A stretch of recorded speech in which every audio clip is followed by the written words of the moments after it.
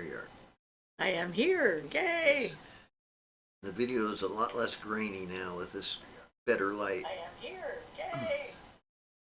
The video is a lot less grainy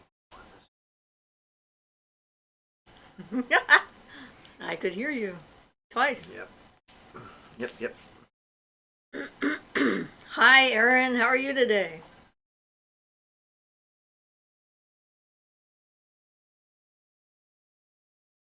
Welcome.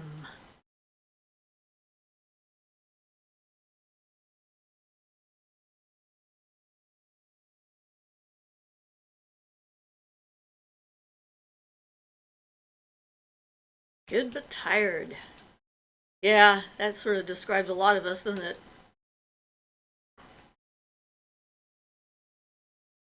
I had a hard time waking up this morning. Apparently, no one could hear me when I was yelling their name. That was my dream. Which went from being inside of a cathedral doing massage and trying to get ready for stuff and can't find anything to being out in the woods and whatnot. So it was kind of interesting. You hear me when I yell at you in a dream. Yes, That's because I yell out loud. and then I'm not quiet when I yell in a dream, apparently. No, and then I jump up and run in to see what the heck you're dreaming about. What's going on? You're doing weird things in there. But yeah, my dragon decided to come and join us today. He wanted to come out and play since it's, almost Samhain and we're not going to any Halloween parties, so today is our day to dress up. Yep, video looks much better today. Yay! So that's good. Shay says, hello all, happy Samhain. Hi, Hi, Shay. You're early. Usually don't come in until later. And almost happy Samhain. I doubt if we'll have any kids showing up, but if they do show up, I guess we can give them candied ginger, which is the only candy we have in the house. That would be entertaining. I was thinking about that this morning when I was getting a piece of ginger for myself. Sorry, kids, we might have some broccoli in the fridge. Shay says, love your circlet crown, Siofra. Thank you. Apparently, Ashley wasn't sure she had seen it, so she came in and she says, oh yeah, I've seen that, and then left. So, Ruth says, hi all. Hi, Ruth. How are you all doing? Shay says, and yes, different work schedule today. All right, there you go. That's why she's here. Well, it's always good to have you around. I don't know what people have planned for Samhain, but yesterday morning when I got up and went out to drive in the car, I went, uh-oh, the veil is really super thin because things were floating around all over the place. So that was kind of interesting. Ruth says, I'm good. Glad to hear that. Moonfire Dawn says, hello, I love that crown. Welcome back, Ian. Thank you. Yeah, my daughter actually had this made for me. She commissioned it. So that was in 87, I think. No, maybe 88. Somewhere in there. I've had it for a while. I always wanted one. I think I saw a show with somebody wearing one and I thought, oh, I would like to have that. Angela says, hello. Oh, love the crown and jewelry. Hi, Ian. We missed you last week. Yes. Yeah. They definitely Missed had some. you too. They had some definite use specific kinds of questions that they had to put off. Ah. So. Okay. If they have them, they can ask today. Hopefully I'll actually have an answer. I'm sure you will, one way or another. We had a deer this morning. Shay says, and yes, welcome back, Ian. Thank you. It was pretty cute. I went to at the kitchen sink, and there was a deer across the road on top of the wall in the yard across the street, just walking along and eating her, I think, lavender plants that she has planted out there, was chewing down. And we always like seeing deer. Just something that makes us happy when we see a deer. It's a small thing, but It's nice. I like it. Well, it is nice, especially since we pretty much in town, a little bit to the outskirts, but yeah. That's one thing that's cool about this area. Yeah, it's to be in town and then still have wildlife wandering by. Vanessa V says hello. Hi, Vanessa. Angela says deer are so cute. Yes, they are. I like them very much. Don't want to pet them though because they're covered in ticks. I like to look at them. And they've always been a good sign. If something is going wrong or I feel really out of sorts and I'm driving through town and a deer crosses my path, I'm like, okay, everything's fine. It'll be fine. So it always gives me like a burst of happy hope, I guess. And it's good to have something that can do that. True, true. Of course, I like wildlife in general. So seeing wildlife in general usually makes me happy anyway. Angela says, they also taste good. I have to say, game meat is good. I had elk sausage once and deer jerky once. Both were delicious. I can't eat deer. It makes me sick because deer is my power animal, apparently. And I had it, there was like 10 people who ate it. No one got sick but me. And it seemed pretty clear in my head that that was why. So I've never had it again. I've had moose though. I imagine that elk is similar to moose. Never had it, so don't know. Yeah. But whatever. And Angela says, ah, that makes sense. Yeah, some people yay, some nay, it's just the way it is. But I prefer, if people are going to kill them, that they would be eating them. Otherwise, what was that point? Was to get a trophy for their wall. Yeah, Seems very wasteful. We've definitely gotten a bit of that around here on the coast. People killing the deer just for their horns. A few years back, somebody just cut them all off with chainsaws or something. I think that was the elk. Was it? Yeah. Yeah. But yeah, still, we don't need to talk about the horrible practices of evil people. I agree. If you're sport hunting, at least donate the meat. Yep, absolutely. All right. So on to other things. Other magical things. You guys have plans for tomorrow evening or this evening, depending on where you are? For doing anything in particular? We're not doing anything in particular because it's just us. And so, my dreams right now, I'm sleeping with a talisman that helps me to astral travel in my sleep. I actually had my compression glove on and I put it in my glove cool. So that it would stay in contact with me last night.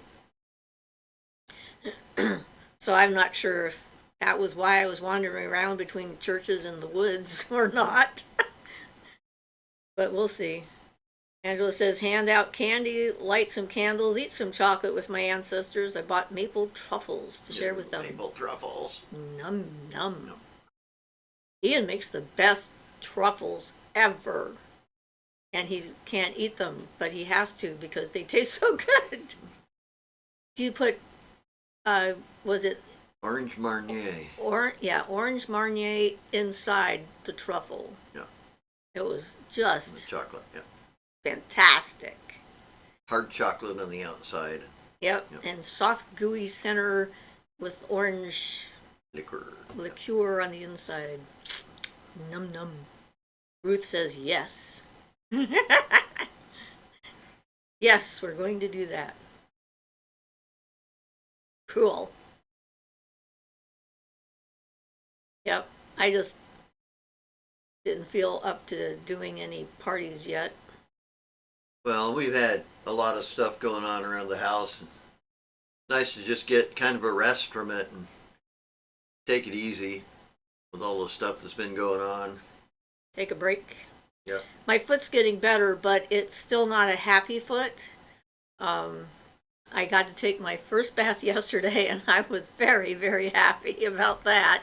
It's amazing small things make me so happy. But there's still a little bit of swollenness in there, and some bruising has shown up because of them taking the bandage off when they took out my stitches. So it's not like 100% at this point. I'm very aware of it pulling a little bit or getting annoyed or something like that on my foot. So I'll be happy when that's finished. Angela says hugs and Shay says not tomorrow but next Saturday evening we're doing an All Souls river procession. Yeah, that looks like that'd be fun. Angela says hugs and healing energy sent to you both if you want some. Thank you. We always appreciate that. Moonfire Dawn says y'all making me snacky. Ian truffles sound wonderful. Yeah, he hasn't made any in a long time. If I could find the recipe again. Oh yeah, the recipe. I bet we could figure it out, but then we have to buy a lot of ingredients and there's a lot of milk product in it, which is why he can't have it. But he's very good at making them. He just did an awesome job with that. Thank you, dear. I made them for my birthday one year. Yes, that was why I made them. That's how that got started. That's how that got started. Yep. Angela says, Samhain sounds like a good time to do it. Any time is a good time to have really good truffles, but that's why you shouldn't do them very often because it's really hard to resist. Then you just sort of ruin the, if you If you eat ate it them all the it's just time, gonna they're become not that like, special. Yeah. Yeah. So, yeah. Ashley's on. Hi, Ashley. Angela says, true, treat time is any time. Yep. Yes. So we're in a food mood. I know that there's different recipes for certain certain holidays out there, like honey cakes and things like that, but I don't really have anything in particular that we usually always did on Samhain. Although the dumb supper was like whatever meal we wanted, if we were going to do that. So. It's okay. We're just getting older and we can do less. That's, Watch TV that's and the enjoy reality of ourselves it. and just kind of hang out in the between crises, which is a nice thing to be able to heal a little bit from all that stuff. Yep. Yep. But I definitely felt the thinning of the veil. I mean, my sight yesterday in the daytime was like my usual evening nighttime sight. It was just like the whole air in front of the car was just shimmering. And I was like, okay, I'm going to have to really focus to be able to drive. A good time for scrying if anybody wants to do that. I think so. Scrying is definitely would be a good time to do that. I was thinking about that. I have a couple of crystal balls in my bedroom, of course, my scrying mirror in here. And that would be interesting. See if we can get a heads up on anything, if we need a heads up on anything. Yeah, I haven't really had much success with scrying mirrors, but then I haven't practiced much either. It's not been something I've needed to do so much till maybe recently. I did a scrying once for a friend up in the Kispiox when I lived up there, and I saw the tree from her childhood bedroom window and described it to her and freaked her out. I'm like, uh-oh. Well, that's what I'm seeing. How are you seeing that? I'm like, I'm sorry, I don't know. Well, that's what happens, somebody, people can mentally think they accept that magic works, but until they have an experience happen, they don't know how they really feel about it working. This is until true. It really works, because it can be a shock, even people who thought they were into it, very into the idea. And they're like, oh yeah, all this stuff is real. And some level, subconscious doesn't believe it, then it can be pretty shocking. And the first time you have things falling off your shelf and turn out you've accidentally trapped a fire sprite, that's it. Or pixie, fire pixie.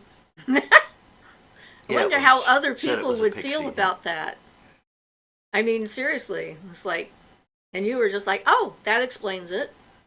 Now I know why things kept falling around my lamp. It was trying to get out. So yeah. Yeah, it came out the minute I took the top off. Yep. And I still don't understand why it should have been trapped in there in the first place or how it happened, but it did happen. Yep. So Angela says, I find myself scrying in everything lately. I'm noticing faces and patterns of my paint and fire and clouds and even the way the dirt and grass lays. Yep. Shay says, would the thinning of the veils help me perceive my kitty mouse? If so, how can I use this time well? Well, yes, it certainly could. And I would sit outside near where you buried him in the evening when at twilight would be a good time to try and see if you can sense him and all the other kitties you might have out there. And softening your eyes and just sort of letting go of expectations. A lot of times people think that the kind of seeing that you do when you see spirits is the same as when you see a physical object, but it's not. It's different. In most cases, it's different at any rate. Erin says, I had a dream last year about work and it came true on Friday. Well, it took its sweet time. All right. That's the thing about them, you might get a prophetic dream, but a lot of times you don't get any indication of when. Timelines. Yep. When it comes to the other side, time is not as important to them. So yes, that's definitely true. Angela says, maybe like the moths, it got lost thinking the light from the lamp was a cozy fire. Angela says, oh, a good dream, I hope, Erin. Well, I'm certainly hoping that too. It would be a good thing if it was a good dream. I remember one I had when I was a kid that happened the very next day, and it really annoyed me greatly. I dreamt that I went, we lived in this sort of duplex type of thing. It was a long building, and it had like these metal doors on either side that were slanted, that were like into the basement kind of thing. And I dreamt that I got on one and used it as a slide, and I burned my legs because it was hot. And then I did that, and as I was doing it, I remembered my dream, and I was really, really, really annoyed that first I had dreamt it, and then I had done it. So it was like it happened twice. It just made me mad. Yep. It was funny, but it definitely happened. Moonfire Dawn says, last week I finished Frabado and Ian wasn't on. Thanks for the introduction. You weren't here. I feel lucky to be able to read those considering the book burnings. Glad groups exist to preserve information. Yeah, me too. And Frabado is mostly non-fiction, though it's put in a little fictional bit fictional type context. Format. But I can tell you, with having done some research, groups like the Fog Sea are out there. So those bad guys Barton mentioned were pretty much as he describes in the book. Which is something we really are not going to be talking about on our channel. Yeah, that's something we don't want to delve into, but you read the book, so you know what we mean. It's a very interesting look at Barton's life this lifetime. Yeah, definitely. So, and local libraries often lose books because Christians go in and take the books out and then don't bring them back. We had that problem when we first moved here to town. Yeah. Almost all the books on witchcraft or magic or whatever that they had in the library were not available because they had been taken out and never returned. So yeah, if people are afraid of information, that's not how that works. So Erin says, yes, I was working nights last year and now I'm working days, and we had just done an art project. Cool. So days are better for your sleeping, I'm sure. Moonfire Dawn says, playgrounds were death traps when we were kids. Yes, they were. I saw a thing about the carousel, the spinning thingy that they had at all playgrounds, where you would run really super fast around it and then jump on it and would go around, and if it got going fast enough, somebody would be standing there like making it go faster, and then people would be flying off of it and falling off of it, and everyone's like, yay! Yep, I remember that as a kid. Yeah, that thing was definitely a death trap. Ashley says, there's a war on information, well, factual information, especially, it's so disappointing. She says, merry-go-round. Not really a merry-go-round. It was it was hand done. They called it something else, but that's what I always heard them called. Was merry-go-round? Yeah, for the ones that are in the parks? Yeah. The merry-go-round, or as I call it, the whirl and hurl. I hate sit and spin rides. I hate all kinds of carnival rides, so. I like the tilt-a-whirl. the spinning tilt-a-whirl thingy, the one with the cups going around. And I got on one once where I think there was something wrong with it because it would not stop spinning. I think it was like too loose, and that thing spun us into like paroxysms of absolute laughter and crying because it just kept going and going and going. But I don't like the up and down kind of thing like roller coasters. Right. But Carnival then, rides just make me sick, yeah, ill they feeling. cause a lot of neck injuries, Yep. like big time. Lewell says, "Hi everyone." Ashley says, "That's what we called it." Yep. But yeah, I haven't seen one of those in a park in a long time. They seem to have Yeah, phased them probably. out, perhaps. Yeah, maybe maintenance too is probably higher than like a swing set or something. I don't know. Oh, the powers that be, they have their ways, their mysterious ways that we don't understand. Well, I want some of them to come down here to me and clear some of them up. Hey, you powers that be, if you be, come down and be over here. I can ask you a question. Life is interesting. So, how are you doing, Lewell? Lulu. Luella. Lul. I'm having fun trying to figure out how to say it. I've said it every single way, I think, at different times. Moonfire Dawn says, big problem at our library. I have started my own collection. Those merry-go-rounds I've been puked on, thrown off, stuck under, and they used to use rocks. Now it's squishy, shredded tires. Ah. True. I got an image of tires when we were talking. Angela says there was a meme where it showed a plastic slide in a circle of mushrooms, and I said, this is what happens when you take the iron away. All I could think was, but the Fae will protect everyone there. Lewis says, I'm okay, just super tired. You're not the only one. Apparently, being tired is a common theme at the moment. I didn't sleep well, not for any reason that I know of. It just took me like an hour and a half to get to sleep, and then I woke up about every hour and a half after that. Just one of those nights, I guess. One of those nights. Yep. They're mysterious. Well, okay. Let's talk about magic. Of some sort. Of some sort. Or Ian will fall asleep. I won't fall asleep, but I might go looking to read something or something. Get bored. Yep. Yeah. Among ruins, on Samhain, it is disrespectful to contact ancestors who in life would have condemned anything they saw as witchcraft or non-Christian. Or is it? Or No, have they shed is this it? perspective in the spiritual realm? I guess it depends on the ancestor. I would think that they wouldn't care. But I don't know. It's a good question to ask, though.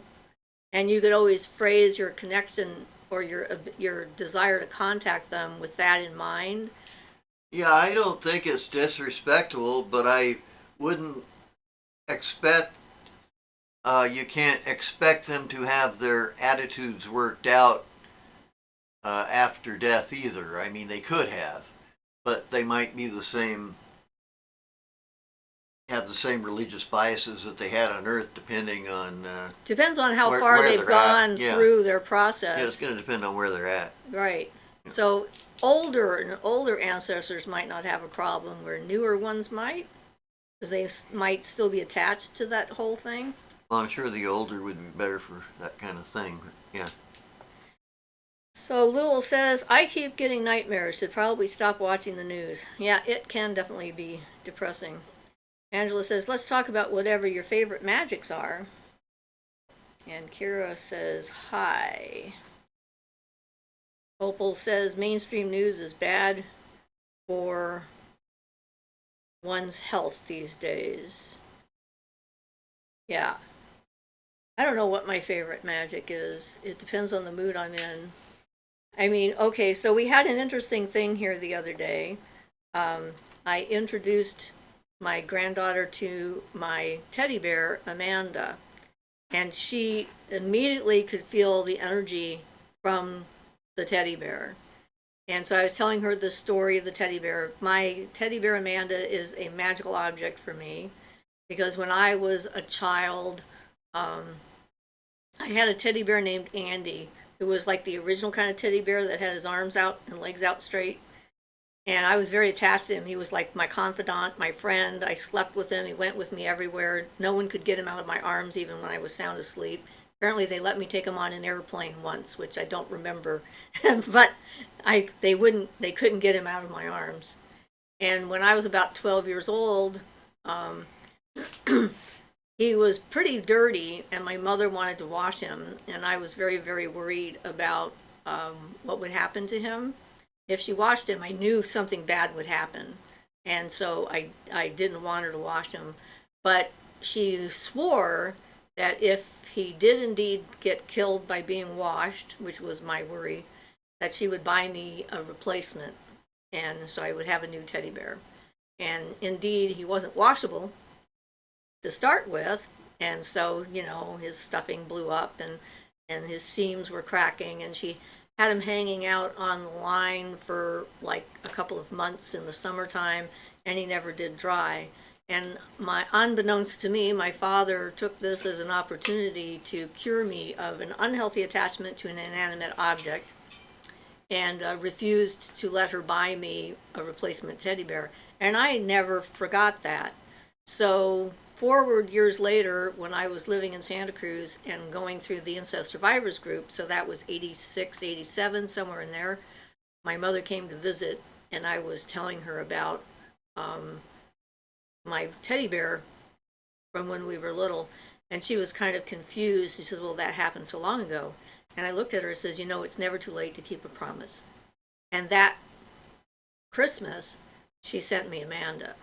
And that was one of the most powerful gifts my mother ever gave me, because she heard what I said, she followed through with it, and she repaired this rift in my mind regarding her. So that teddy bear like went with me everywhere. I was going through the incest survivors group or some other therapy at the time, and I was trying to get in touch with my child within.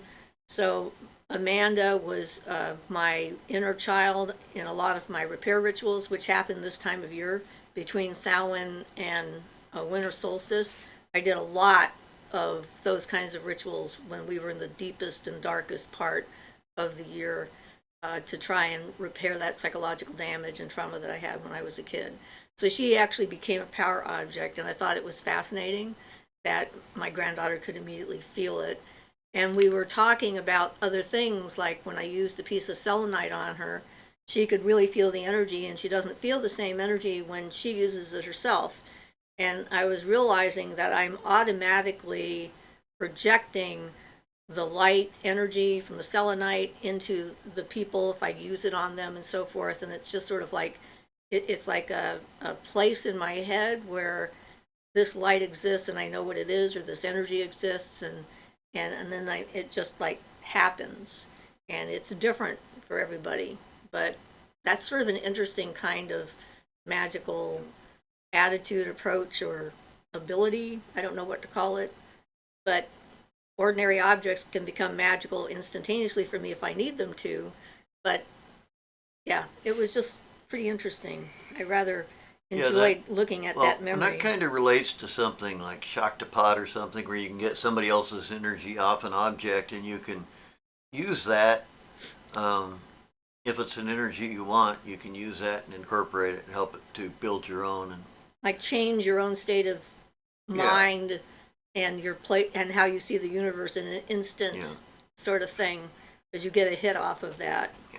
But my favorite magic would be Barden's Kabbalah, which is different from regular Kabbalah, but of all of it, that's my favorite.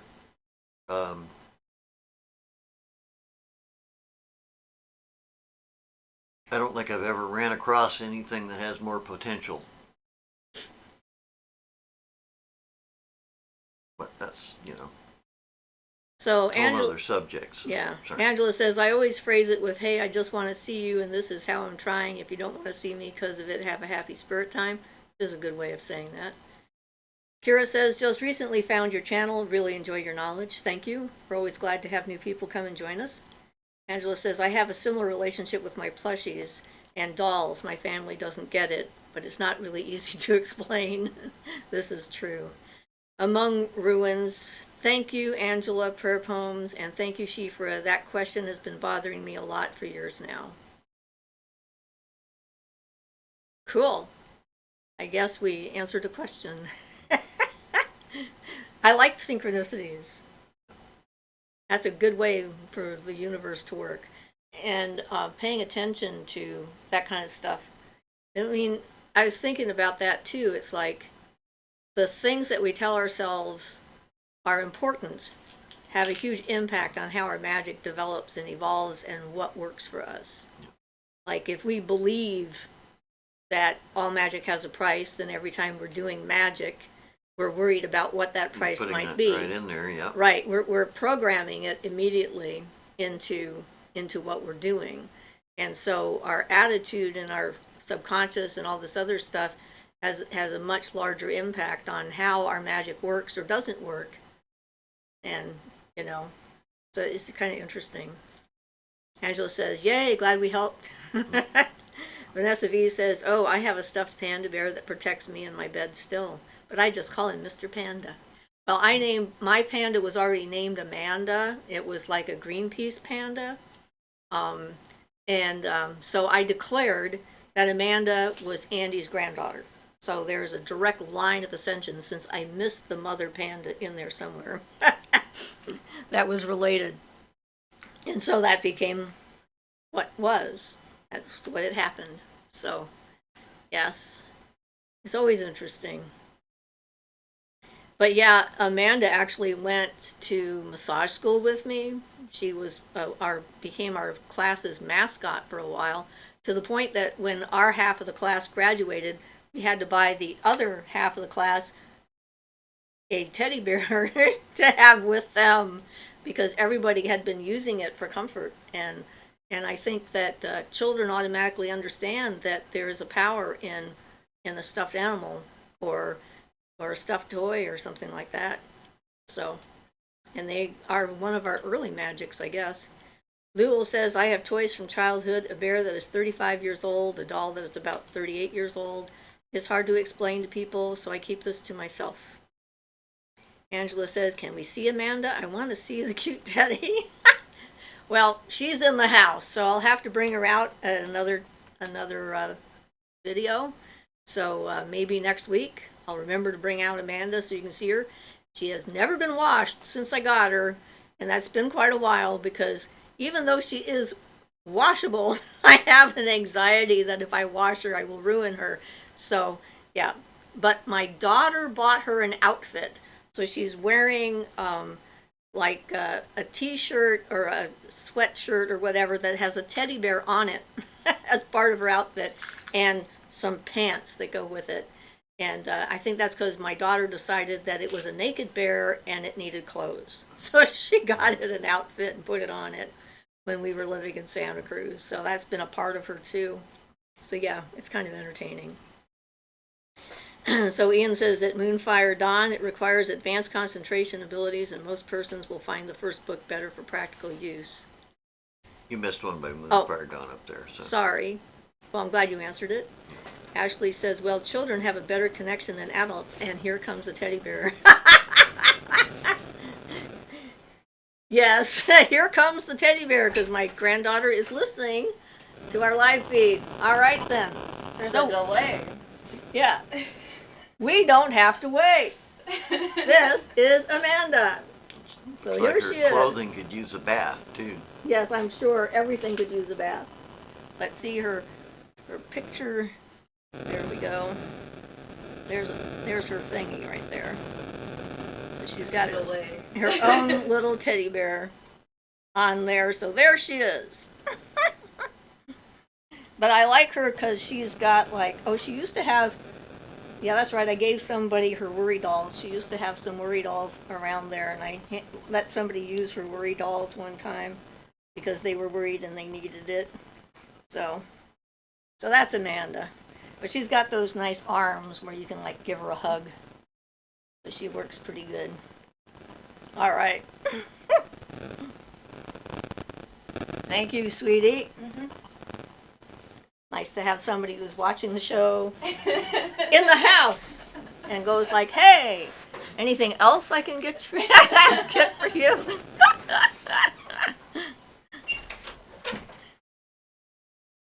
Ah. So Moonfire Dawn says, I thought I was odd for still having my stuffed animals until I found this group. Lulu says, I recently been feeling low. I got my bear out and made him pants, scarf, and a hat. All right. Cool. Akashic Affirmations says, I met an archangel when I was very little and gifts just kept showing themselves, but I am confused about one thing. Have you ever meditative experience or astral projected about our silver cord? Well, okay, so some people see the silver cord and some people don't. And we don't know why some people don't see it and some people do. The theory is that it's always there because there's a connection between your astral body and your physical body, and that some people either are more able to see it or other people don't need to see it. Oh, and in mental travel, you don't have that. Right. It's only in astral travel that it really shows up. Because in mental travel, your brain, your mind, your thoughts can go anywhere immediately without needing to leave something from your body, kind of thing. So, Angela says, you can hand bathe her like you bathe yourself with shampoo and conditioner and dry her with a blow dryer. I might think of that. Louisville says, Amanda is awesome. Thank you. She likes that too. Angela says, I work at home at a licensed daycare. I bring my stuffies and dolls. One time I brought down a statue of Gaia, a small one, and all the children said she was a pretty angel and they gave her kisses. Aww. Akashic Affirmation says, I grabbed it and was startled. Sounded like a working machine and I let go. Well, it would be your body. It would be kind of like a working machine. I'm not sure that grabbing it is the best idea, so it's probably good that you let it go. Angela says, when I left her on the table, I saw them all sitting at the table with her. They told me they were waiting with her till I came back so she wasn't alone. See, children are just naturals at this. They really are. They understand these things. And you know, children are often trying to make their dolls come alive. And of course, in India, there's a whole way of making statues come to life. So it's not like it isn't a real practice. I just find it fascinating that kids automatically are imbuing life force and energy and thoughts and so forth and feelings into inanimate objects. They have that instinctive stuff, and they don't yet have all that programming from our culture that says such things can't happen, or the mind itself, even though we venerate it way too much as a race. I mean, it has its place, but it's like about 1/7 of what a person can be is in the mind. You're missing a whole lot of you if you can't ever get out of that. Among Ruin says, it makes a lot of sense to keep your most precious toys from childhood. I have done this as well. As a child, I knew they were varying levels of alive and personality. Childhood intuition, perhaps. Among Rumans with personality. Joey says, yeah, kids don't have self-doubt yet. Yep. This is true. They're very certain of the things that they know. Could you give me a little bit of that toilet paper over there? Apparently I'm going to need to blow my nose. Thank you. Among Ruin says, childhood use intuitive, sometimes even wild magic constantly. I see it every day while working with childhood at my job. Well, I remember I was like 6 years old when I realized that other people couldn't see all the pretty colored lights that were floating around in the sky. I mean, you need to wear a hat with her. To not blind yourself with the new light we have? Yep. Yeah. Looks much better in camera, though. Thank you. Yeah, so it's like, as kids get older, depending on their culture, they get trained out of believing in those things, and especially the extremely intuitive and gifted children. Yeah, well, not only that, but culture I mean, if you get adapted, that means you're getting a form applied to you. You're getting pressed into this form that culture wants you to with your schooling and everything, and they press you into this form, and it's very hard to escape from a lot of times. It can be very difficult because they build into the form anxieties and fears of what will happen to you if you get out of it. Yeah. If you try to expand yourself out of that specific mindset that has been deemed the acceptable mindset. And unfortunately, people get to rely on that so much that if anything shatters it a little bit, sometimes it totally destroys people because they can't deal with actual reality compared to what their internal reality was. Sorry, didn't mean to go off on a tangent. That's not a tangent. Okay. Moonfire Dawn says, I've been having a lot of memories come back from how magical I was as a kid. If you tap into the inner child, you can tap into very natural magic.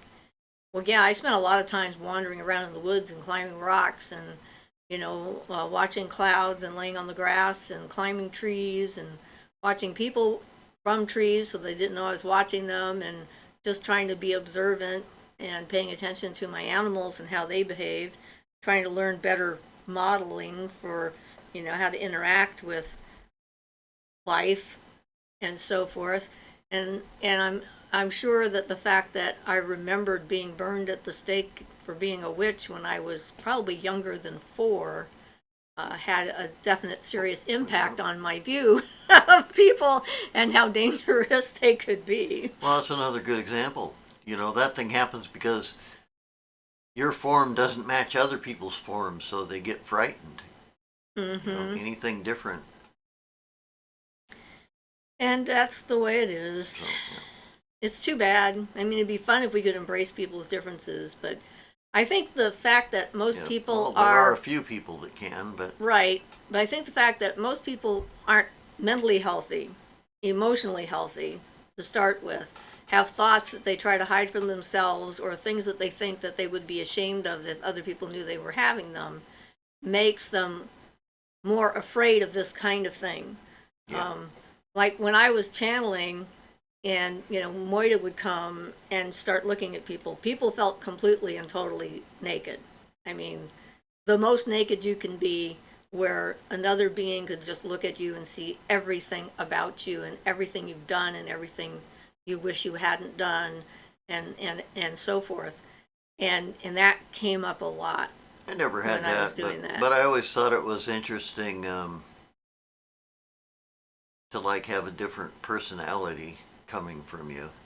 I always thought that was pretty interesting, and a little bit, I think anything like that is bound to be a little bit shocking until people get used to it. Yeah, it was funny when we started doing it with the group to help me get ready to do the drawing down the moon ceremony. I had to get used to that idea again and feel safe with the people we were with. And then one of our group members always felt she needed to tell everyone else when it had changed, as if they wouldn't notice.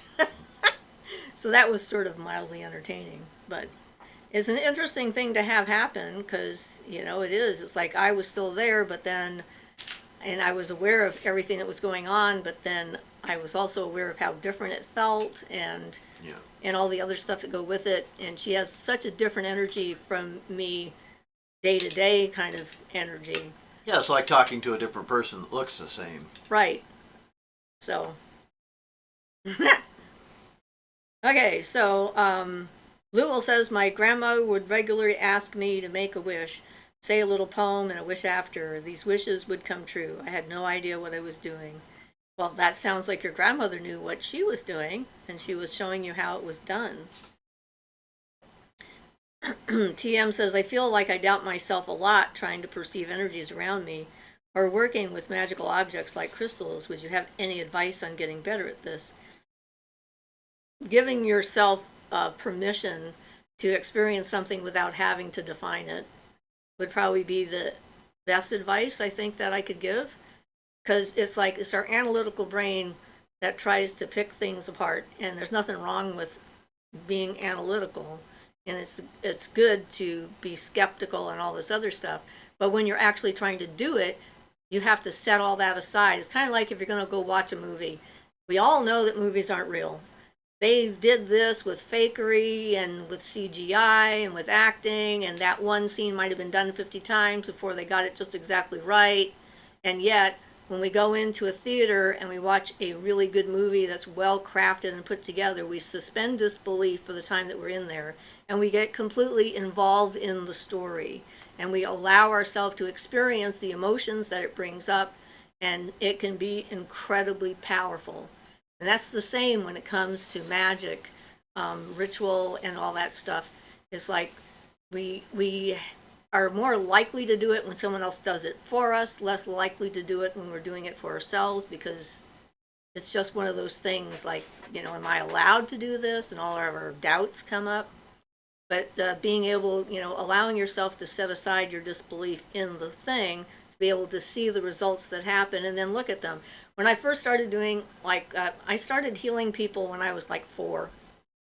So by the time I met a psychic healer and started learning a little bit more about it and how he did it, and then years later met another one, I'd already seen people feel better after I touched them, and I had a lot of evidence that was satisfying enough to me that I knew that what I did had an effect on people. And so you can't accumulate those kinds of experiences if you stop yourself from having them in the first place. I guess that's, I don't know what else to say. So Angela says, since I found the craft, I realized I wasn't so silly after all as a child. I was just magical. I told people you shouldn't undress your doll. They're embarrassed. Because their clothes are Because their gone. clothes are gone. Ashley says, do you think the lack of internet helped you on your path? Not at all. Speaking for myself, not in the least. I would have loved if I had the internet when I was trying to find all this stuff. I had a very restrictive mother who wouldn't let me learn anything. And when I did manage to check out a book or two from the library, I was forced to return it. So I was literally held back from any information that was available. So I'd have loved this. This would have been great for my development. I'd say my development was like way stunted by my lack of being able to get any information because of the way my mother was. And for me, it was just what I was born into. I'm not sure if it was still me born now that it would be a plus or a minus or a factor.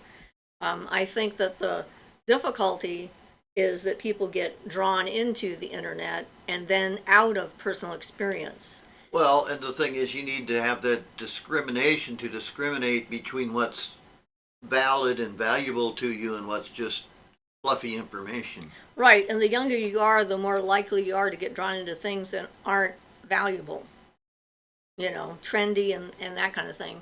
So it's going to depend upon the individual. But yeah, I'd say for me, I'd been so much better off with it. Yeah, I'd loved it. Akashic Affirmation says, my family was amazed when the gifts were seen by them, just knowing my uncle was hurt and he was in another state. As soon as my aunt went to call, she was told what happened. Yeah, and I actually saved my my mother from several violent assaults when I was a kid, because I had so many premonitions when I went through puberty, and I'm the oldest in the family, and I told her about every single one, and then they came true. So when it came to preserving her sanity and protecting her, when she saw me have one, she did whatever I told her to do, and managed to avoid being assaulted by my father on those 2 occasions. So, yeah, sometimes it's good to have someone like us around. My mother may not have understood it, but she was certainly willing to accept it, and she really worked hard trying to love me for who I was, even though it was very baffling to her a lot. So it's Theo says, greetings everyone, hope all is well, with a lot of pretty butterflies. Kira says, I was at a local flea market, started feeling a really odd vibe. I felt almost an anxiety, but different. I decided to follow it. My dolls from my childhood, I found them. Oh, that's pretty cool. Awesome. Awesome. They must have a pretty powerful connection. That's a nice little energetic kind of pathway sort of a thing there. Ian says, welcome, it's Theo. Moonfire Dawn says, ah, yes, I have been learning so much through the net. I even ordered my books online. Well, yeah, I mean, when I was younger, wishing for a teacher, there was really nowhere to go, no way to find somebody. Um, Even books, there weren't that many around at the time. I met some people that had been to an ashram in India and knew Sai Baba when I lived up in Saskatchewan. And I think there were also people in the Kispiox Valley that also had gone to see Sai Baba in India, you know, and interesting, but they weren't there. It's not like I had access to Real instructors or functional teachers information or, and stuff, yeah. Yeah, especially back then, you needed to have without the sources of information easily available, it was really helpful to have an instructor, a teacher to help you really get these things, because even what little information was available, there's always parts that people don't think to put in. They don't think that, they just don't think about because they're where they are and you're somewhere else. yeah, that whole thing that when the student is ready, the teacher will come. It's like, yeah, right.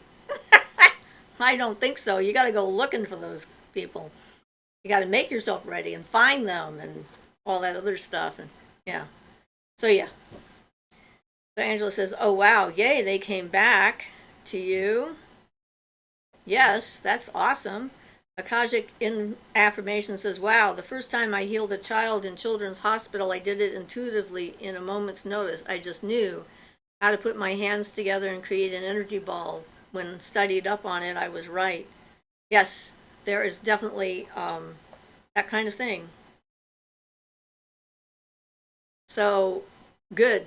Having a natural talent is a good thing. Learning how to use it without harming yourself is a good thing. That's what I had to learn how to do. Because I'm really good when I do healing. I get inside of someone else's body and I'm like feeling everything that's going on and moving energy around and trying to improve it. And the first time I did that as an adult, the person I was working on broke contact with me and walked away. And then I was sick. Like the next day, I couldn't get out of bed at all. It was like I had the flu with no symptoms. I had zero energy. And every time I thought, why do I feel this way? I kept seeing her arm and her shoulder. And finally, I'm like, okay, fine. I guess it was something that I did. And that's when I looked for help from another psychic healer and to find out what did I do wrong, because if I was going to keep on doing this, I didn't want to kill myself in the process. So it was very interesting. So Angela says, I recently did a big donation of dolls and stuffies, so I moved their energy to my remaining stuffies and statue with a ritual so they would stay if the vessels left. Good idea. Also, a good idea,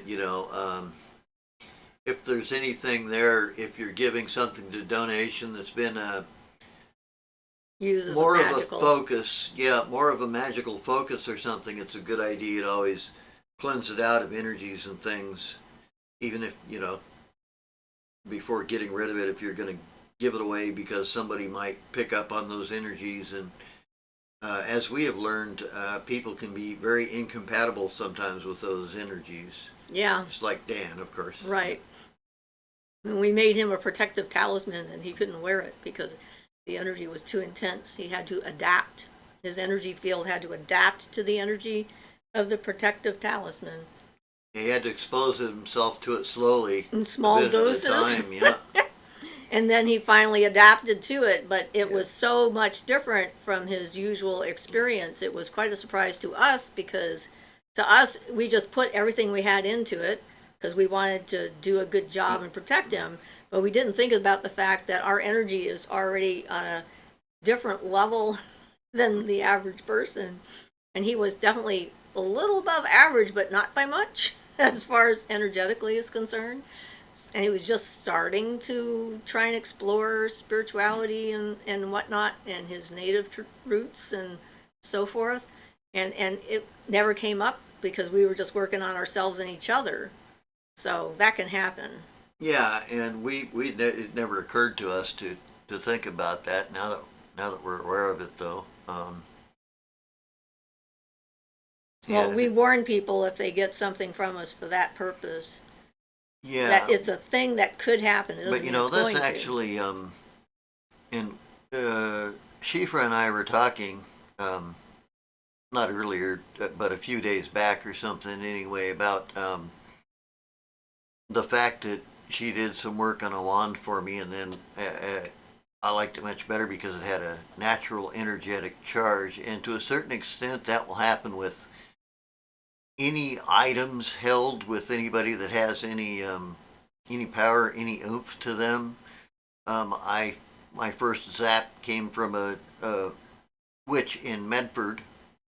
When I touched her talking stick, she handed it to me. It was my turn to talk, and I got a zap from it that definitely affected me.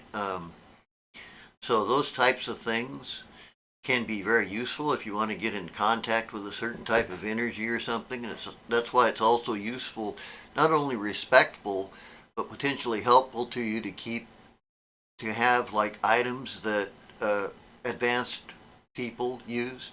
The more advanced they are, and you can get some Shaktapot from that, which is basically just a word that really means transfer of energy. Well, I know that a number of people who've bought the wands that I make have commented on the natural charge that they have. It's like it's something I can't help Well, but it just do. happens, yeah. It's like with the teddy bear or with the selenite. It's an automatic Yeah. thing. It's like I become a part of whatever it is that I'm doing and move things Yeah, through. that's with like with Swami Muktananda too. He didn't really have to try to intend to initiate people so much when he gave them Shaktapot. It just kind of happened more naturally, just by being around him, by him touching them. Experiencing Yeah, the yeah, changed experiencing the energy. energy, and then it made Yeah. them change. Yeah, so it is a useful practice.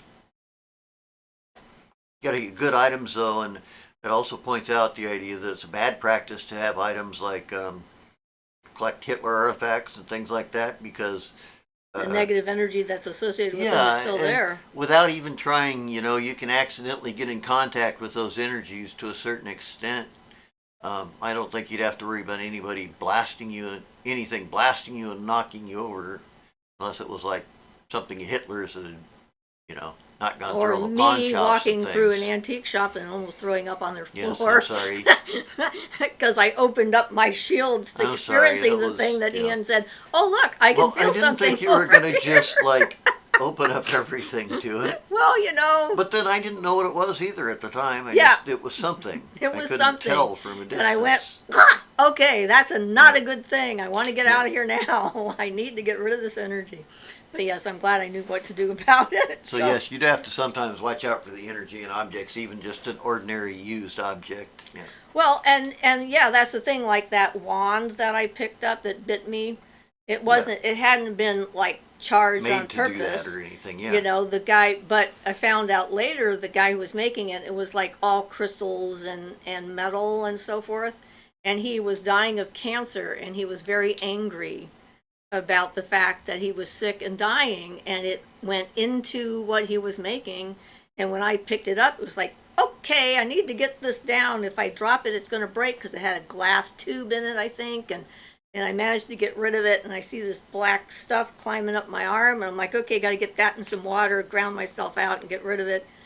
I said something to Ian. He picked it up too, and it bit him as well. Like, no, don't pick it up. So, you have to be cautious when you're handling objects and know what first aid Yes, to do. just something Emergency to be energy aware first of, aid. Yeah. Yeah. Especially in India, the objects left by well advanced gurus and things were all their objects were very well venerated, whether it was a begging bowl or whatever it might be. Well, and when we were in that shop in Ashland, and the shop owner let us hold the human skull cup, I was a little bit worried about what was going to happen when I held that, because I was a little bit anxious after some of my other experiences, as one can imagine.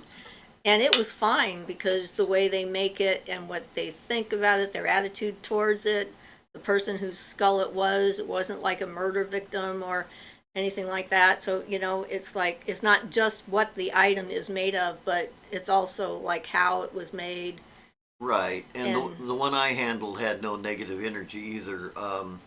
It was covered with, it might have been actual leather, but I'm not sure, on the outside, and then it had brass tacks around the top holding the leather in, and it was made to be a drinking bowl. was that a And skull? yes, it was a, I think it was Tibetan. It was a skull cup, yeah. I was worried about touching the thigh flutes that were up at the ashram because I wasn't sure where they came from exactly. And human thigh bones are just like, okay, I'm not going to be playing one of these, so I don't need to touch them and find out what might be in them. Thank you very much. I'm having a good day, but leave that alone, just in case. So Akashic Affirmation says, thanks to YouTube, I would have never known what the silver cord was. Well, I learned about that in books before the internet. But yeah, you have to look for that information.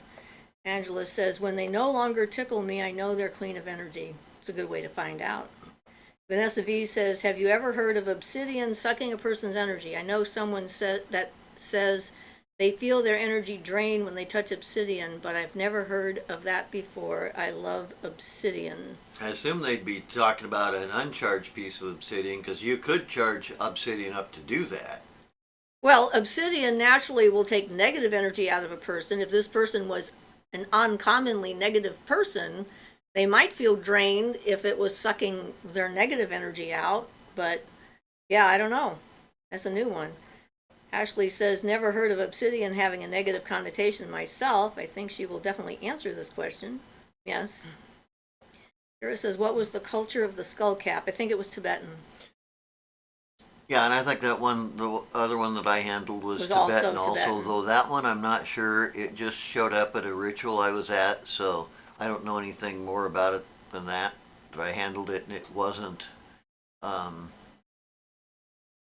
it had no negative energy that I was aware of, that one either. So Angela says, I have 3-step process before I touch older, possibly haunted items. 1, look at the item, feel the item out. 2nd, put a hand close to check again. 3rd, ask permission, and then I finally pick up the item. Well, it would certainly be a wiser approach with like that box we ran into at that. Okay, the box. We went to an antique store in Springfield, and it was one of those shops where they have, like, everybody's got their own little booth, and so they put all their own stuff in. And this one booth we walked into had a lot of genuine magical ritual objects that I think were stolen from temples around the world. And the first thing I saw when we came through, there was this very large box. Well, not very large. It was about like yay tall and about like that. And it was called a medicine box. I think it was from Indonesia. And it had a carving of a demonesque kind of face with teeth on it. And when I looked at it, I could see the being was still there and that it was the protector of the box. I mean, it was just as clear as a bell. When I saw teeth coming out of the box, I'm like, back up. And I'm like, okay, this is not an object that should be for sale in an antique store. And so I called Ian over and I said, whatever you do, don't touch the box. I said that first. That time I didn't. And he didn't. He did not touch the box. And I told him to look at the box, and he got the same kind of feeling from it. And I said, do you know anything about this kind of box? He said, well, this is a box that should never be out. It should either be buried with the person who made it or handed down through the family. And I'm like, yeah, that's the only person who would be safe to handle this box would be a family relative. And I thought, what's going to happen if some idiot blind person in their mind, energetically speaking, buys this box and thinks it makes a great doorstop and sticks it in their house, and then, you know, their family gets sick and all this other stuff happens. Are they ever going to figure this out? And it's like, this looks like a really bad idea. And then we went through the rest of the section, and there were many other items. There was like that sacred bowl from like an Orisha kind of thing. that you saw was like a scrying bowl or some kind of a thing. There were just so many different items that were there, and we're looking around. It's like none of these things should be here. So we later, not that long later, was just a few months later, my friend Shay was coming up to visit. She was down in Santa Cruz at the time, and we took her there to show her these things, and they were all gone. There wasn't a single item left. And I talked to the woman who ran the place, and I asked her about this. She says, I have no idea. They just vanished. And I'm thinking that the guy who had them all probably died, and all of his stuff was just taken away. But, being respectful of other people's cultures is important. Well, yeah, especially something like that. If somebody has something protected, it's like you don't want to just mess around with that. If anybody's read the book called Bell and Candle by, I'm thinking David Sinclair, but that might not be right. But he gives some examples of people who got seriously injured because they trampled on an offering to the Orishas, things like that, and the things they had to overcome to get that solved, and then they eventually end up at a bimbe and get the Orishas as you butthole.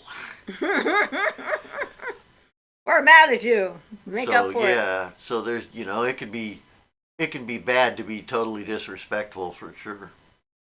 So Angela says, oh gosh, that's mean. I hope it wasn't angry.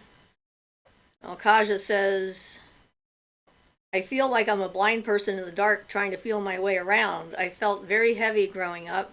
I have channeled my actual birth of my Akashic records with our Creator. That sounds intense. Ashley says, definitely wasn't. You just asked a question and expressed your process. Okay. Angela says, perhaps it's a Dybbuk box. No, not a Dybbuk box. I've heard of Dybbuk boxes that are like a spirit home for guardian spirits. Yeah, originally they were definitely for trapping demons. Well, right, but this was not a Dybbuk box. This was a medicine box that had a spirit that was protecting the contents of it from anyone getting their hands on whatever the sacred objects were and the medicines that were housed inside.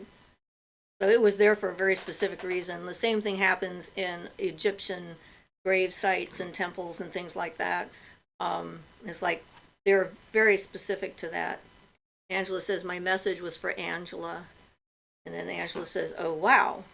Yeah, it was very intense. I mean, and that's the thing is, it's just, I never expected to find all these different magical sacred items from different kinds of temples around the world in Springfield, Oregon. Yeah. In a secondhand antique shop. It was like, wow. So, lots of magical uses for boxes. Thanks, Ashley, for clearing that up. Akashic says, I have much more you would probably think I am crazy for, and if I didn't believe and see it for myself, it's a lot from old elders in a specific wood this church was built with, only to then read upon it. Ashley says, I was referring to your anger comment.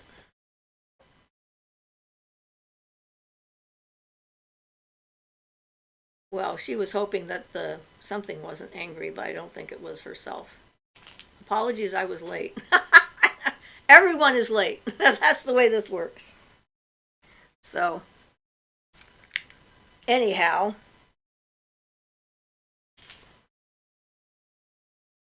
I was hoping the box wasn't angry. Well, it was definitely, stay away and leave me alone. And I'm like, okay, no problem. I did meet an angry staff at one point. So, yeah, some of them can be mad, but that staff was mad because its person was trying to sell it at a flea market. And it was like, yeah, okay. Akashic says to only read up on it later in the Bible. I have been channeling much, not just spirit here on this earth, aliens too. Well, we all have our different, what do you call it? I'm trying to think of the right word. Narratives that we use. Yeah. And sometimes our narrative language may seem different but be similar to other people's. And it doesn't have to be precise necessarily or like literal, because the subconscious doesn't work in literalness. It works, and neither does magic in reality. It works in assumptions, associations, feelings, and so forth. So Angela says, yes, I was not angry, Ashley. I was worried the box Siofra was talking about was upset at possibly being taken. Well, I'm thinking it might have been, but Lulu says, do you ever felt the need to rescue the magical objects from stores? I have. I rescued the Buddha. We have him here in our temple. Why don't I just hand him to you? Out with that hand. Yeah, don't break your hand. Not heavy. Right, I know. So this guy here, he was, this is not the original. The original was about 10 feet tall, and it was a head that had been chopped off of a Buddha statue in a temple by, I think, probably Chinese soldiers or something when they went in there to destroy things. And I walked into an antique store here in town, and I saw the head and immediately saw the scene of what had happened to it, and that the spirit was still there, and it was pretty upset, and it was making everybody sick. There was one store apparently it used to be in that the people there ended up having to close their shop because they all got sick.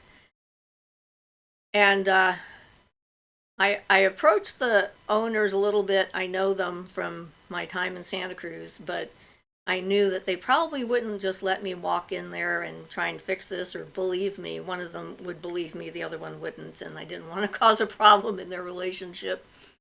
And so went home and started formulating a plan. We bought that statue, just a standard Buddha statue from Ross. And Ian immediately broke it on our way into the house, so we had to put it back together, which kind of made it a unique item, which I felt was fine. That seemed appropriate somehow. And did some research. I painted sacred symbols on it that were appropriate for the Buddha, and to make the house for the spirit, for the head.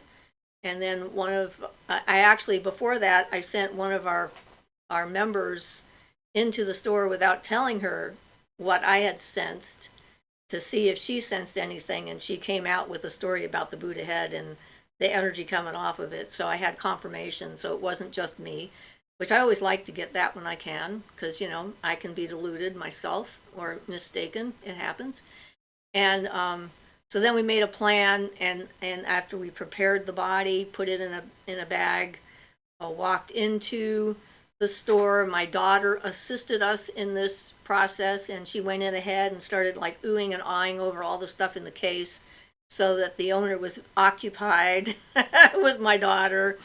And we went back there and held the statue between us, and each one of us touched the head and invited the Buddha spirit to come and live in the statue. And it thought that was a fantastic idea, so it immediately went into the statue.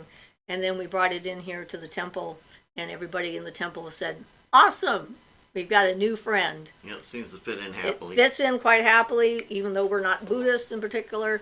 So it has a place of honor in the east, near our altar there. And it's just happy sitting here, and this way it's not causing any trouble. So I guess that was, yes, an answer to that. And every so often I rescue like items that have been sold to Goodwill or Salvation Army or donated or whatever. I've got a small cauldron that was clearly somebody's actual cauldron that I rescued, and other things like that I've done in the past, and statues and things. So yeah. Akashic Affirmation says those elders handled golden orbs after the mass shooting in Texas. Amazing to see. Kira says yes. Angela says he's very handsome, nice energy, strong energy. Ashley says to Angela, thanks for the clarification, I made a judgment. Angela says, no worries, my comment was in pieces. Sorry that confused you. Ashley says, that's all right. That's the way these shows go. Sometimes I answer questions and then someone tells me I answered a question and then I don't remember what I said at all because it's up there somewhere. I just accept it. Lula says, he looks content. Kajik says, my meditation this morning was a video of tree meditation. Very nice and calming meditation. Thank you. You're welcome. And I really like that meditation. It helps me a lot. Angela says, I could feel him when you showed him on the camera. He's very powerful. I don't blame him for being upset before in his broken head. Yeah, no kidding. Yeah, because it's the the real Buddhist practices is normally loaded with a bunch of mantras and a lot of energy put into those statues and things. Well, and also I think that they may not necessarily, a lot of them don't believe. I mean, I first tried contacting every Buddhist temple in the entire state of Oregon, and none of them were interested. He was $600 to try and buy him. And I tell you, it was like a week after we took him out and gave him a place to live that the head sold. No one would buy that head. It'd been in our town for like years, apparently. I had no idea. But once he was out of it, and then the store turned around and they started making money, they don't know that I had anything to do with that, but I do. Yep. So that was good. Well, it's true that a lot of those practices are just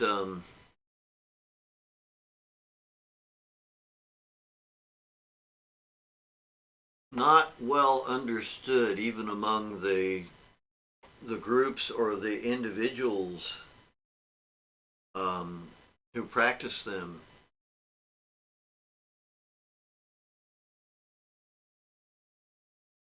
I mean, the real practitioners are kind of abstract.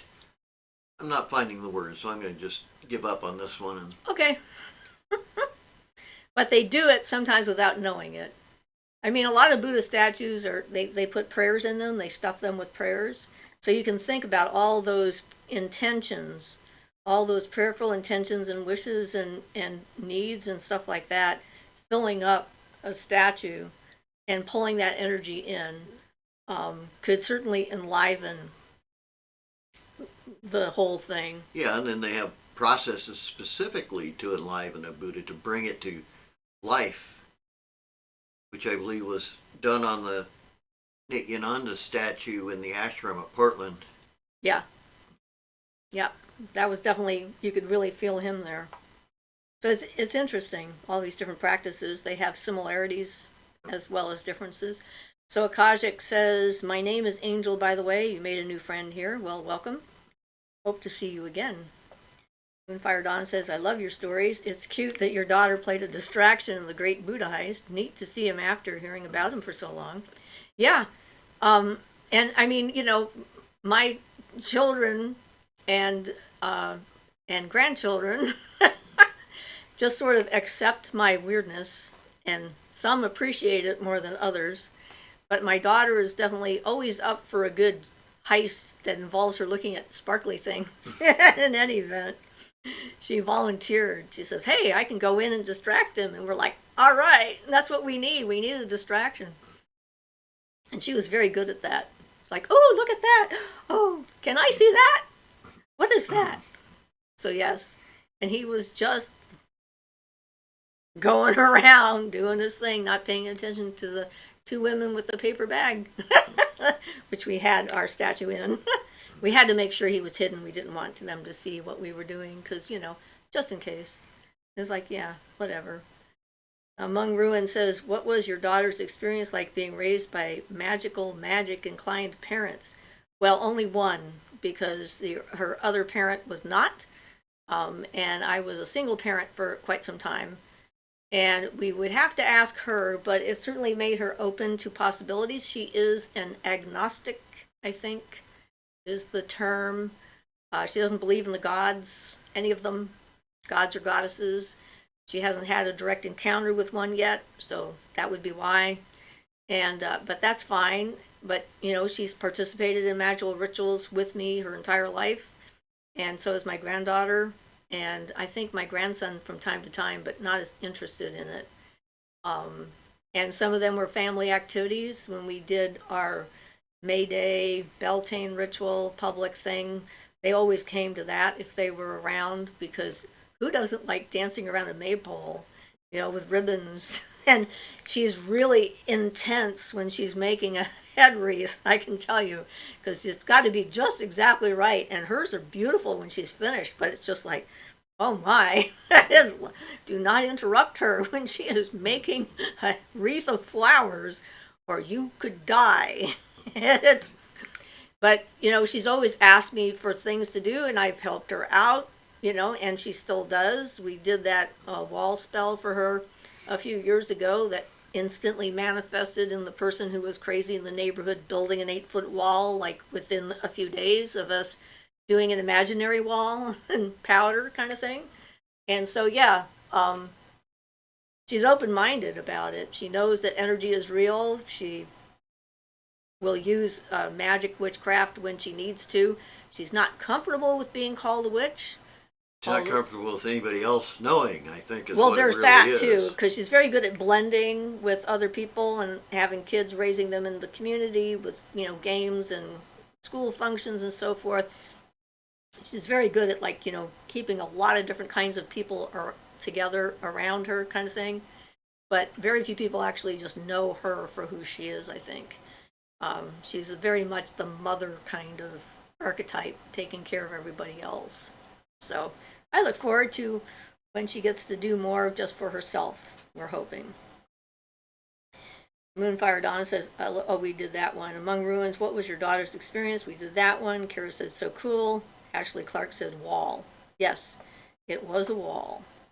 They built a wall. 8-foot, an 8-foot wall around the property. That was something that really impressed my granddaughter. She said, that was the most impressive thing I've ever seen. It was like, it worked just instantly. It's like, wow, that's impressive. I'm like, yeah, I do that kind of stuff. That's just me. So Angela says she needs a self-care vacation. Oh yeah, that would be very difficult for her. Not taking care of other people would probably just drive her completely up a wall. She would not know what to do with herself, but every life is different. And my son, I remember when he was younger, he was very embarrassed by me. Both of my children were embarrassed by me at various times. And as my son got a little bit older, he said, you know what? You're the best mom of any of the moms I know, because you're weird and I like it. And so it was nice that me being weird was a good thing. So, yeah, my son's a very nice young man. And I'm just straightforward about all this stuff. I'm sure I talk to everybody the way I talk to you guys. And some people roll their eyes and turn around and run away, but not everybody. So, just I'm comfortable being myself, which is something that's uncomfortable for a lot of people. So, Among Ruins says, how did you find spiritual community and friendship pre-internet? Oh, it wasn't easy, but I taught classes. That was one of the things I did. I taught yoga. And I would teach healing classes, put up signs at local health food stores and so forth, and teach people how to use energy and that kind of thing.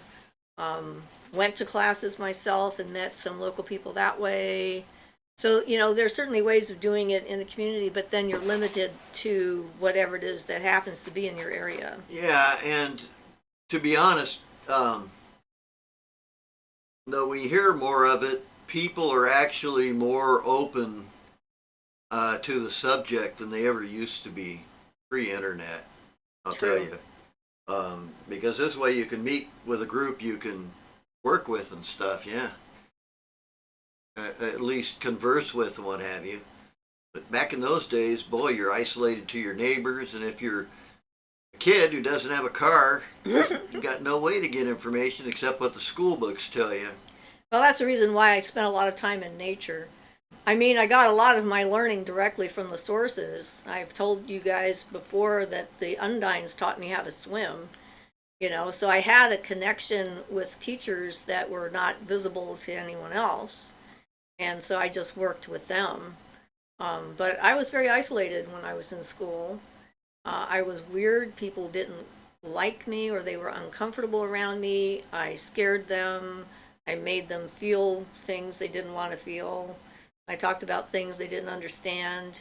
And certainly being a witch or a spiritual person or whatever was not considered like normal. I mean, I was born in 1950. There was like practically nobody out there at all In the U.S. in the U.S. And certainly no one that I met in person. And the internet would have allowed me to meet other people that were more like me, find out that I wasn't completely alone. But I think the isolation allowed me to get to know myself a bit better before I became exposed to a lot of other things. Yeah. I don't know. But I had a lot of stuff to work through. Being in an extremely violent and dysfunctional household as a child, and the damage that did to my psyche and that kind of stuff that needed to be repaired. Like there's a lot of different layers of healing that have to happen in order to become yourself. And it can take a lot of time. Yeah, it can. Still working on it. Ashley says, you are who you are unapologetically, and that's perfectly okay. Well, good. That's pretty much what I am. Moonfire Dawn says, thanks to the net, we have communities like this. I tend to be pretty isolated too. Yeah, and when we started the channel, it was like we had several different groups that had various stages of coming together and then falling apart when personalities started coming into play and turned out to be not compatible with other personalities and unresolved issues that people were bringing in with them and so forth. And we gave up on having a personal group. It was just like, okay, we've done this enough. We're not doing this anymore. And why bother? Unappreciated. But then how much knowledge have we accumulated? We're like two different sets of encyclopedias walking around. And we have a lot of experience that we didn't want to just go away. And so I came up with the idea of sharing it with people who might be interested in learning more if we couldn't find any local people who were, because that seemed to be the case. And this is where we're at. So it's amazing. And I think it's cool. I'm glad I decided to do it. I don't know, Spirit just said, put the idea in my head, and I came up one day, I says, I think we should start a YouTube channel. And he was like, okay. What exactly do you mean by that? And then we started just putting out the information and to see what the community needed. I've seen a lot of misinformation going by on Facebook and stuff, which was really annoying to me. And I wanted to see, because that's the other issue with the internet. There's a lot of information out there, but not all of it is good. There's a lot of incorrect information. So Well, trying to do my part. On the karmic thing, it is not your fault that you were abused. Personally, the way I look at karma is as an adjustment. So energy, something might just happen. I mean, it's number one, not everything that happens to you is karma. And it could be good karma or bad karma. But I don't believe there's a being judging you for that either. If something like that happened to you, unless you can read in the Akasha, it's hard to say whether it was or wasn't your karma. But karma doesn't work like that. It's like if you put a energy out and that energy goes somewhere and does something and grounds out, and then it's going to come back to you in some fashion, depending on the effect that it had. It's just sort of, to me, it's like a clockwork mechanism. Karma actually gets you what you deserve, but you got to remember that just because something happens to you doesn't mean you deserve it and it's your karma, because it may be totally random. Because Unrelated. I really believe that random stuff just happens too. Well, and then there's everybody else who's in the equation. Yeah. It isn't just you. And Yeah. so I think that the whole notion that we choose our parents, we choose our life, that I chose to be born into a family with a violent um, alcoholic sadist who liked to torture people and sexually abuse them. I never would have voluntarily agreed to that. There's just no way in hell. And that takes responsibility out of the hands of the abuser and puts it into the hands of the victim. So it's a form of victim blaming. And I think we need to get away from that altogether, because victim blaming doesn't serve anyone. My first husband was seriously into the whole idea that people chose everything, so that when he went out and violently raped and assaulted a woman, it was because he was serving the lords of karma and doing her a favor, helping her wipe the slate clean. Just a bunch of crap. That's just what that is. But real karma is just the law of cause and effect, like Ian was saying. It's like you do stuff, things come back. Sometimes they're good things, sometimes they're not so great things. Sometimes people have misunderstandings, you have to work things through. Sometimes it's a bigger thing that comes back that you've accumulated a lot of positive energy. It's kind of like if you step off a cliff, chances are your karma's going to make you hit the bottom unless you happen to be wearing a jetpack or something. Or a parachute, or some giant eagle comes out of nowhere and grabs you and takes you away. But yeah, I don't think there's any judgment in it or anything. It's just an exchange of energies, and even the way energies come back to you may not be exactly the same they went out.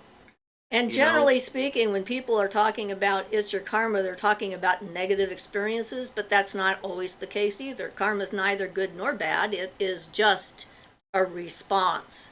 The universe is responding to what we put into it, and it's coming back.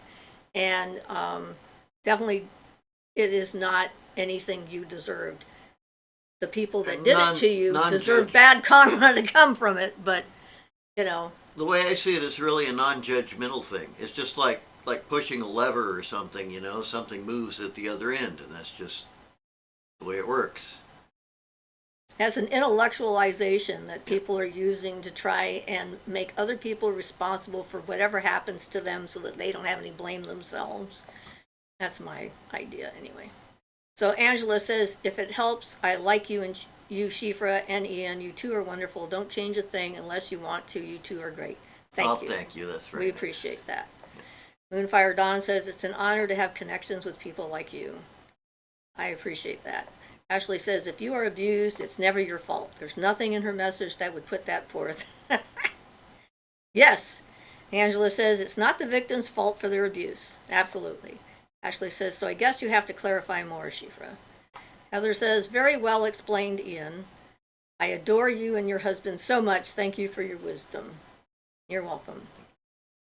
Among Ruin says, I miss the community I had growing up in church, but I can't return to an unsafe environment full of physical and spiritual abusers. I had family members tell me they would kill me if God told them to. Well, that doesn't make you feel better, does it?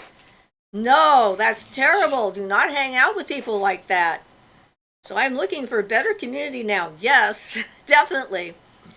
I'm also wary about the idea of karma because I could never tell an abused person that it's their fault. Good instincts on your part. And this whole victim blaming goes a lot farther than that. This is the same thing that happens when women are sexually assaulted and then they're blamed for where they were, what time of day it was, how they were dressed, who they hung out with, whether they were drinking or not. It's all the same type of thing. It's blaming the victim for the abuse that they suffered. And that is a narrative that needs to change. We need to blame the abusers for doing the abuse. Oh, 1:30. I mean, an hour and 30 minutes. We're actually at the end of our show. All right. But we're going to keep going for a minute here. Akashic Affirmation says, I know you're not into ghost hunting commercially. Do you have any advice on protecting myself? If I had to be blessed because I had an attachment for many years because I left open a Ouija board, it said Zozo. Sage?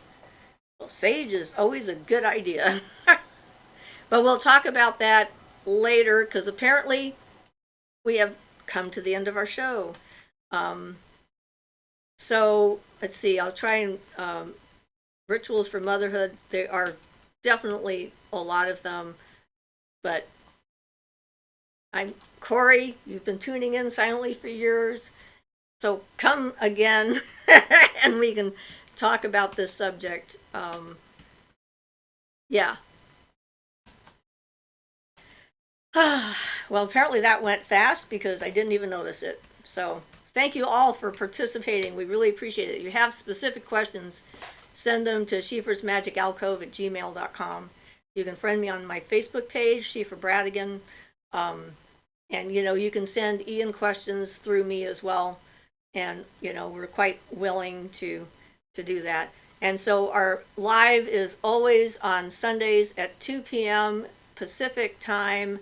I think next week is when time changes, so check in and see what it is. And have yourselves a safe Samhain, whatever you decide to do or not do, until we see you again, guys. So blessed be everybody.